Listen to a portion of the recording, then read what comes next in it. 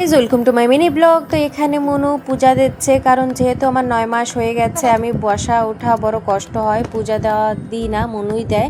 তো এখানে মনু পুজো দিচ্ছে আর আমি এখানে দাঁড়িয়ে দাঁড়িয়ে রান্নাবান্না করছি। যেরকম কি মাছ রেখেছিল, তো মাছ এটা জ্যান্ত মাছই আমরা খাই, বরফের মাছ বহুতই কম রাখি, খাই না।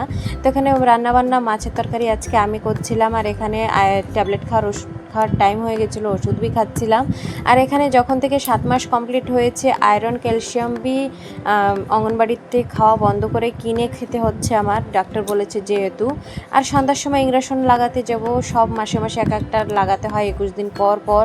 আর এখানে বস্তা ভরে বাজার করে নিয়েছে, আর হঠাৎ হোটেলের পাকোড়াও নিয়ে এসছে মনু, আর এই মাসের বাজার করে নিয়ে এসছে। আর হঠাৎ হোটেলের পাকোড়া মাঝে মাঝেই মনু আনে, বহুতই ভালো লাগে। আর এখানে ইঞ্জেকশন নিয়ে এসছি, ইঞ্জেকশন নিয়ে হঠাৎ হোটেলের পাকোড়া খেলাম, পাকোড়া খেলে শুয়ে থাকলাম। আজকের জন্য একটু কি ভালো লাগলে লাইক অ্যান্ড সাবস্ক্রাইব।